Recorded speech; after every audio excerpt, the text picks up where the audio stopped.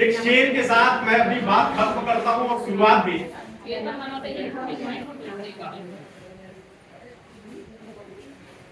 कि उन्हें हैरत है कि मेरे घर में टंगी पगड़ी पुरानी है, उन्हें हैरत है कि मेरे घर में टंगी पगड़ी पुरानी है, और मेरी ये गैरत है कि वो मेरे बुजुर्गों की निशानी है। उन्हें हैरत है कि मेरे घर में टंगी पगड़ी पुरानी है, मेरी गैरत है कि वो मेरे बुजुर्गों की निशानी है। सलीका झोपड़ों से पूछिए मेहमान नवाजी का, मुसाफिर को भला शहरों में देता कौन पानी है। मेरे सीने में डूबोगे तो मोती लेके निकलोगे, समंदर में तो आज सीप रेत और पानी है।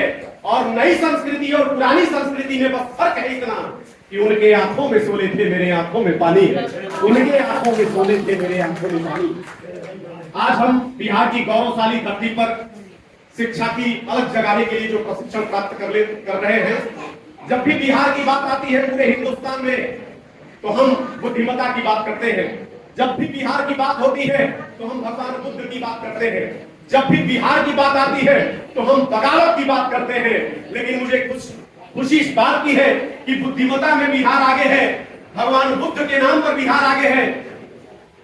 लेकिन जब बगावत की बात आती है तो आज बिहार पूरी तरह से चुप हो चुका है, साइलेंट हो चुका है, उस बगावती तेवर से अलग हो चुका है। उसकी भी जरूरत है आज शिक्षकों के मान सम्मान और गौरव को बचाने के लिए। शेर कि शिकायत भी जरूरी है, मोहब्बत भी जरूरी है। शिकायत भी जरूरी है, मोहब्बत भी जरूरी है। मंजिल के वास्ते जीवन में मेहनत भी जरूरी है। और हवा जब तलक हवा है तभी तक करना अदब उसका। हवा जब तलक हवा है तभी तक करना अदब उसका। हवा आंधी जो बन जाए तो बगावत भी जरूरी है।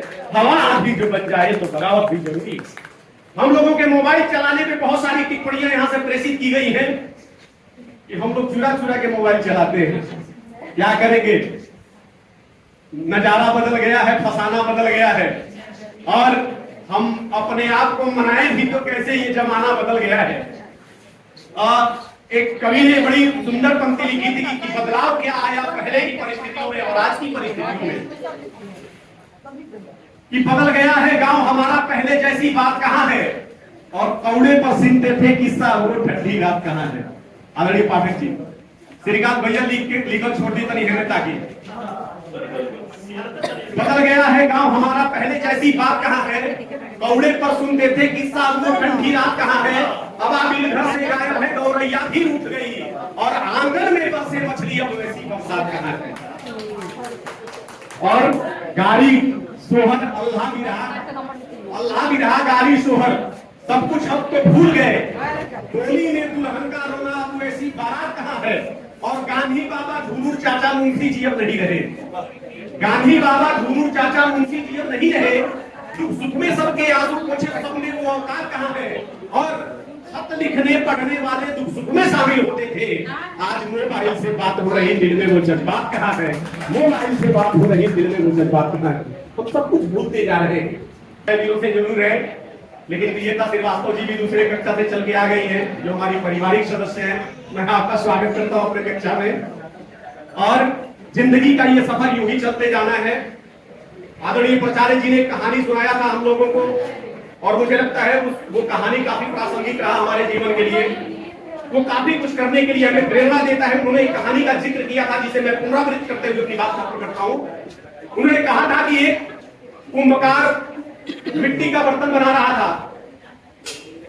तब तक उसकी पत्नी घर से बाहर निकली और उन्होंने पूछा कि क्या कर रहे हैं। तो कुम्हार ने कहा कि मैं बर्तन बना रहा हूं। पत्नी ने कहा कि बर्तन में क्या बना रहे हैं। तो उसने कहा कि मैं चीलम बना रहा हूं। पत्नी ने कहा कि चीलम क्यों। कुम्हार ने कहा चीलम इसलिए कि आजकल समाज में चीलम की मांग बढ़ गई है, जितनी बनेगी उतनी बिकेगी। सर नहीं सर, आप आ जाएंगे तभी मैं करूंगा। कुम्हार ने कहा कि मैं चीलम बना रहा हूं। पत्नी ने कहा चीलम क्यों। उसने कहा कि चीलम का मांग आज समाज में बढ़ गया है, जितना बनेगा उतना बिकेगा। साथियों, सर आदेश तो बैठ जाए। कुम्हार ने कहा कि इतना सुंदर विचार मेरे जहन में क्यों नहीं आया।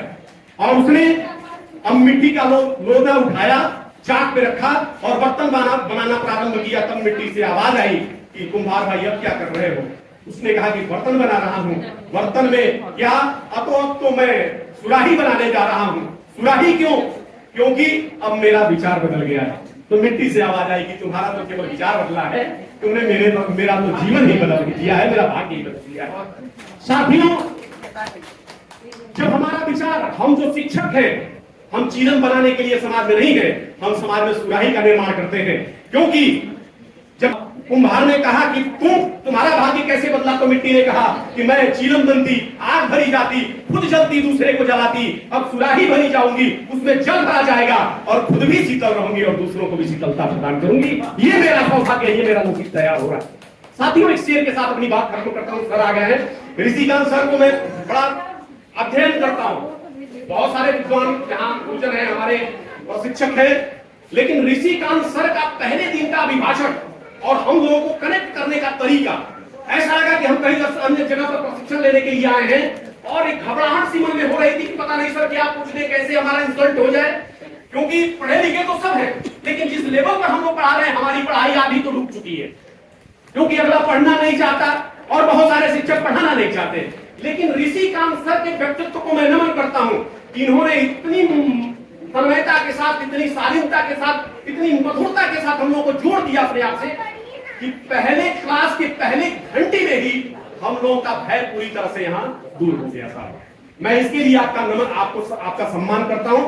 और देखिए, यह सच्चाई है कि दुनिया में शहद ही एक ऐसा चीज है जिसको हजारों वर्षों बाद भी खाया जा सकता है, और व्यक्ति की वाणी ऐसी चीज है जिसका प्रभाव हजारों वर्षों तक व्यक्ति के जीवन पर रह सकता है। उसमें से आप सर हैं, ऋषिकांत सर के लिए बड़ी ताली बजाकर। और मैं ये कहते हुए बात खत्म करता हूं कि आप आए दिल हमारा मचलने लगा, अंजुमन झूम उठी बस लहरा कर गई। हम लोग हमेशा चाहते हैं कि हर दिन के क्लास में कोई आए चाहे ना आए, ऋषिकांत सर जरूर आए। अभी हम लोग पहली घंटी में ऋषिकांत सिंह जी से मैंने चर्चा किया। इन्होंने कहा कि उदय जी, वो जो सांवले वाले सर आते हैं, तो मैंने कहा ऋषिकांत सर, तो ये कहे कि आप तो सबसे जुड़ जाते हैं। हमने जुड़े नहीं है। मैंने फेसबुक पर उनके जो व्हाट्सएप ग्रुप बना हुआ है, उसमें मैंने ऋषिकांत सर का फोटो निकाल करके अध्ययन किया है।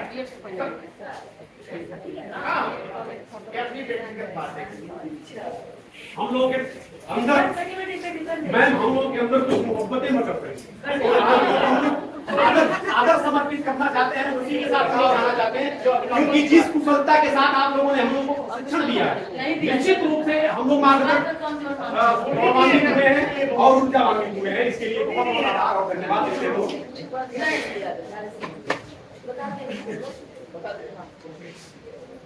तो मैं सर के लिए सादर समर्पित करते हुए की बात खत्म करता हूं कि सर मेरा तन गया है जो इतने गुरूर से, सर मेरा तन गया है जो इतने गुरूर से, सब एहतराम कर रहे बड़े सुरूर से, और हर शख्स के मुस्कान का बस राज यही है कि यह नूर आ रहा है इसी कोहिनूर से, यह नूर आ रहा है इसी कोहिनूर से। इसकी आंसर हम लोगों की तो क्षमता नहीं है कि आपको सुनाएं। आप बड़े बड़े मंचों पर, बड़े बड़े सेमिनारों में जाते हैं और अपनी व्याख्यान देकर के लोगों को आकर्षित कर लेते हैं। लेकिन जब हम लोग छोटे थे ना सर, तो माँ जाड़े के दिनों में हम लोग को स्वेटर पहनाती थी। तो स्वेटर बनाती तो हमारा प्रतिरोध होता कि हम ये स्वेटर क्यों पहने, तो माँ का जवाब होता कि बेटा पहन लो क्योंकि गर्मी ऊन में होती है। माँ कहती कि गर्मी ऊन में होती है, और जब हम घर से विद्यालय की तरफ गए तब पता चला कि गर्मी ऊन में नहीं होती है, गर्मी तो जून में होती है, गर्मी जून में होती है।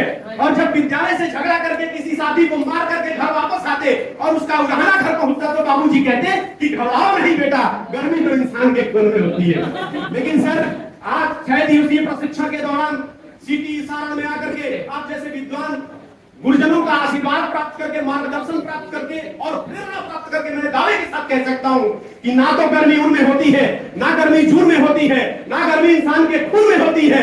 अरे गर्मी तो आप जैसे विद्वानों के जज्बात जून में होती है। जो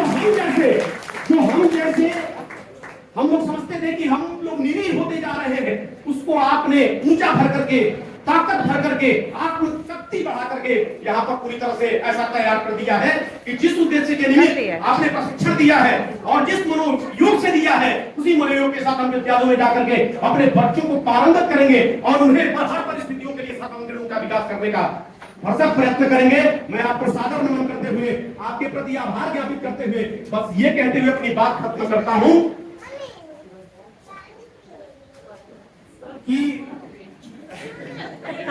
को सींचने में पत्तियां कुछ झड़ गई होंगी, चमन को सींचने में पत्तियां कुछ झड़ गई होंगी।